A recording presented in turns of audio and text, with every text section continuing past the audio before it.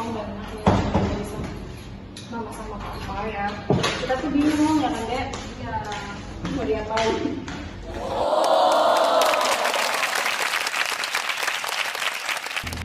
Ya jadi gimana Bu, ada yang bisa saya bantu? Jadi di sini kalau mau berinvestasi ya, tapi saya tuh nggak tahu gitu mau investasi apa. Ya jadi ibunya mau investasi ke perbankan atau ke perusahaan? Menurut ibunya lebih bagus yang mana? Jadi kalau misalkan ke perbankan itu keuntungannya kecil tapi resikonya kecil. Kalau ke perusahaan keuntungannya memang besar tapi resikonya juga besar. Gimana Dek? Ya udah, mungkin ke bank aja. Ke bank aja. Oh berarti ibu ingin investasi melalui bank? Iya. Ya baik, saya rekomendasikan sebaiknya ini melalui pendekatan CAPM. Memang CAPM itu apaan Mbak? CAPM adalah hubungan antara return saham dan risiko pasar.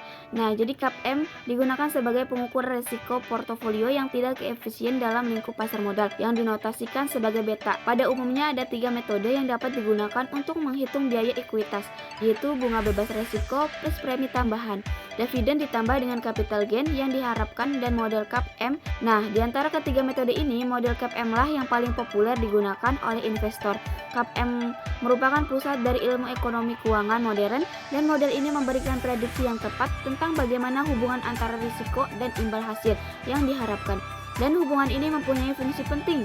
Yang pertama, menyediakan tolak ukur tingkat imbal hasil untuk mengevaluasi alternatif investasi yang mungkin. Yang kedua, model ini membantu kita membuat dugaan mengenai return yang diharapkan atas aset yang belum diperdagangkan di pasar. Dan yang ketiga, model ini cukup akurat untuk sejumlah aplikasi yang penting. Nah, di dalam CAPM ini ada beberapa asumsi yang digunakan. Asumsi yang pertama yaitu semua investor mempunyai cakrawala waktu satu periode yang sama. Artinya, investor dapat memaksimumkan kekayaannya dengan memaksimumkan utility atau harapan dalam satu periode waktu yang sama. Kedua, semua investor melakukan pengambilan keputusan investasi berdasarkan pertimbangan antara nilai ekspektasi return dan standar depresiasi return dari portofolionya. Yang ketiga, semua investor diasumsikan mempunyai harapan yang seragam terhadap faktor-faktor input yang digunakan untuk keputusan portofolio, yakni mulai dari expected returns, standar depresiasi hingga koefisien korelasi antar tingkat keuntungan. Keempat, diasumsikan terdapat relax lending and borrowing rate sehingga pemodal bisa menyimpan dan meminjam dengan tingkat bunga yang sama. Kelima, para pemodal bisa melakukan short sales. Hal ini berarti semua investor dapat menjual saham yang tidak dimilikinya sebanyak yang diinginkannya. Yang keenam, diasumsikan tidak ada biaya transaksi. Artinya pemodal bisa membeli dan juga menjual sekuritas tanpa biaya transaksi. Yang ketujuh, tidak ada pajak penghasilan bagi para pemodal, sehingga pemodal secara indifferent dapat memperoleh dividen maupun juga capital gain asumsi. Yang kedelapan, para pembeli tidak bisa mempengaruhi harga saham dengan tindakan membeli atau menjual saham atau terjadi persaingan sempurna. Yang kesembilan, diasumsikan bahwa semua aktiva bisa diperjualbelikan. Kemudian yang kesepuluh, tidak terjadi inflasi dan asumsi. Kesebelas, masa modal berada dalam kondisi equilibrium. Dalam hal ini, semua investor akan memilih portofolio pasar, yaitu portofolio yang berisi semua aktiva yang ada di pasar.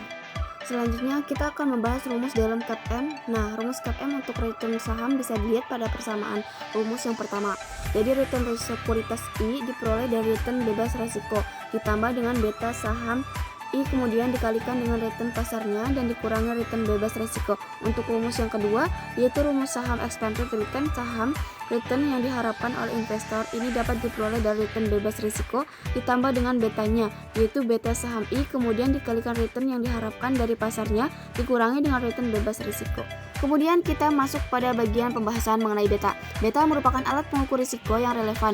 Nah, beta juga merupakan risiko sistematik yang tidak dapat dihilangkan karena proses diversifikasi atau proses pengelompokan saham-saham dalam pembentukan portofolio. Kenapa? Karena beta ini dianggap representatif untuk mengukur risiko sistematik. Oleh sebab itu, besarnya risiko suatu saham ditentukan oleh beta. Dalam pembahasan CAPM, beta diartikan sebagai risiko sistematik di mana B lebih dari 1 ini menunjukkan harga saham lebih mudah berubah dibandingkan dengan indeks pasar. B kurang dari 1 ini menunjukkan harga saham tidak terjadi kondisi yang mudah berubah berdasarkan kondisi pasar, dan B sama dengan 1 ini menunjukkan bahwa harga saham kondisinya sama dengan indeks pasar. Nah, selanjutnya dalam model CAPM ini kita juga membahas tentang garis pasar modal atau capital market line. Garis pasar modal atau CML menggambarkan hubungan antara return yang diharapkan dengan risiko total dari portofolio efisien pada pasar yang seimbang. Apabila portofolio terdiri dari aset bebas risiko dan aset berisiko, maka efisien frontier yang diperoleh berbentuk garis lurus dan disebut capital market line. Pada saat pasar seimbang, investor akan melakukan investasi pada portofolio yang optimal. Apabila ditarik garis lurus dari titik portofolio yang optimal dengan titik return bebas risiko, maka akan dapat diperoleh garis lurus yang merupakan garis pasar modal tersebut. Kombinasi antara investasi bebas risiko dengan investasi berisiko mendorong investor untuk berinvestasi di daerah titik-titik garis pada pasar modal tersebut. Nah, lebih jelasnya kita dapat melihat gambarnya di sini. Gambar ini menunjukkan hubungan antara tingkat return pasar yang diharapkan dengan resiko yang ada.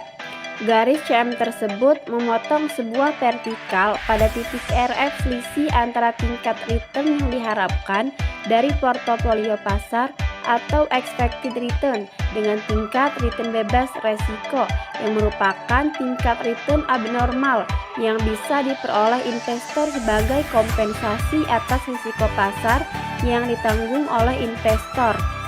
Besarnya premi resiko pasar ini ditunjukkan oleh garis putus-putus horizontal dari RS sampai M. Pilihan investasi investor akan berbeda-beda didasarkan pada kombinasi investasi yang dilakukannya. Jika berinvestasi tanpa resiko, maka investor dapat memilih investasi pada titik RI yang tanpa resiko.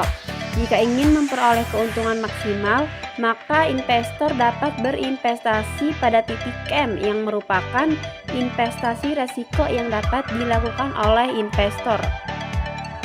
Kemiringan slot CML pada gambar di atas menunjukkan harga pada risiko yang ada untuk portofolio yang efisien.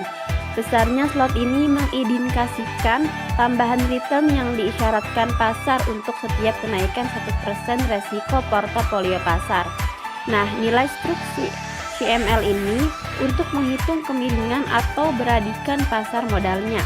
Dengan mengetahui slot CML, maka dapat dibentuk persamaan CML sebagai berikut. Rumusnya bisa dilihat di bawah ini. Dalam konsep CML, ada beberapa hal yang perlu kita pahami, yakni yang pertama, garis pasar modal terdiri dari portofolio efisien yang merupakan kombinasi dari aset beresiko dan aset bebas resiko. Dalam CML, aset beresiko diwakili dengan portofolio M yang merupakan portofolio pasar, sedangkan aset bebas resiko diwakili dengan titik RF kombinasi garis antara titik RF dan titik M yang merupakan portofolio efisien bagi si investor. Yang kedua, slot CML akan cenderung positif karena adanya asumsi bahwa investor bersifat risk target. Hal ini berarti investor hanya mau berinvestasi pada aset yang beresiko hanya jika memperoleh return yang lebih tinggi. Dengan demikian, semakin tinggi resiko suatu investasi, maka semakin tinggi pula return yang diharapkan oleh investor. Dan yang ketiga, berdasarkan data historis, adanya risiko akibat perbedaan return aktual dan return yang diharapkan akan menyebabkan siap CML menjadi negatif.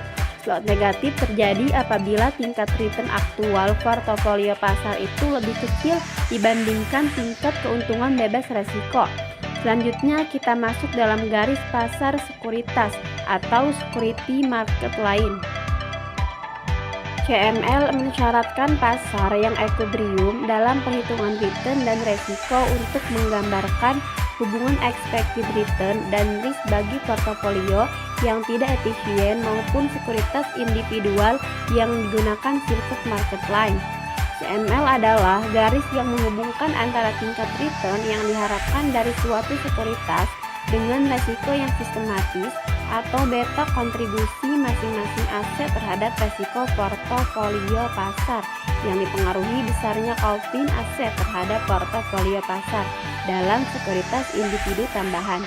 Ekspektasi return ini terjadi dari penambahan resiko sekuritas yang bersangkutan yang diukur dengan beta. Nah, perhitungan kontribusi sekuritas terhadap resiko portofolio adalah sebagai berikut. Resiko sekuritas ditunjukkan dari nilai beta sekuritas tersebut. Beta menentukan ekspektasi return untuk sekuritas individual dengan argumentasi bahwa resiko tidak sistematik, cenderung hilang, dan resiko yang relevan hanyalah resiko sistematik yang diukur dengan beta. Kemudian, resiko tidak sistematik dapat dihilangkan dengan melakukan portofolio efisien, sedangkan resiko sistematik tidak dapat dihilangkan dengan portofolio. Resiko sistematik ini merupakan resiko fundamental yang melekat pada sekuritas tersebut, yang membedakan resiko satu sekuritas dengan sekuritas yang lainnya. Beta pasar memiliki nilai 1. Suatu sekuritas yang memiliki nilai bakal lebih kecil dari 1 dikatakan memiliki resiko yang lebih rendah dibandingkan resiko pasar. Sebaliknya, untuk beta yang lebih besar dari satu sekuritas tersebut memiliki resiko sistematik yang lebih besar dari resiko pasar. Nah, hal ini bisa digambarkan pada gambar yang kedua, yang ini merupakan gambar yang menunjukkan hubungan antara return yang diharapkan di portofolio pasar dengan return bebas resiko. Nah, selanjutnya yaitu adalah istilah-istilah dalam CPM. Yang pertama yaitu ada risiko sistematis atau systematic risk, di mana bagian ini adalah bagian yang tidak dapat dipisahkan yang berhubungan dengan seluruh pergerakan pasar saham dan tidak dapat dihindari. Yang kedua yaitu risiko tidak sistematik atau unsystematic risk. Bagian ini adalah bagian dari risiko yang tidak umum dalam sebuah perusahaan yang dapat dipisahkan. Yang ketiga yaitu ada risiko pasar atau market risk, di mana nilai investasi akan menjadi turun ketika suku bunga meningkat mengakibatkan pemilik investasi mengalami capital loss. Nah, yang keempat yaitu default risk, di mana resiko apabila penerbit aset gagal membayar bunga atau bahkan pokok aset.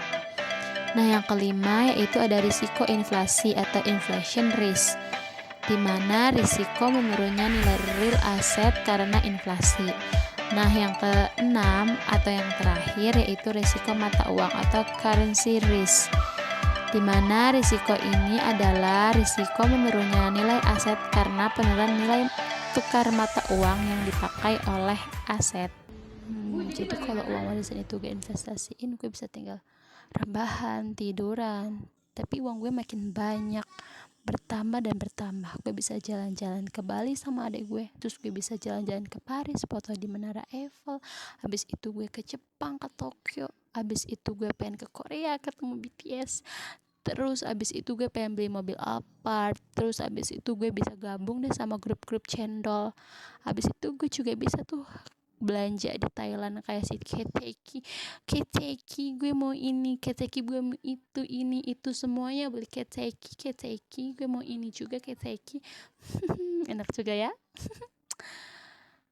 Terlebih gue bisa have fun karaokean sama ada gue sepuasnya tanpa mikirin biaya. Enak banget ya jadi orang kaya. Oke lah kalau gitu kamu investasi aja deh lah. Kak, itu ditanyain. Oh ya, gimana tadi? Jadi bagaimana Bu? Ya, boleh sih kita ngambil itu aja. Investasi dengan bank? Iya. Bergabung ya Bu? Iya Bu, makasih ya.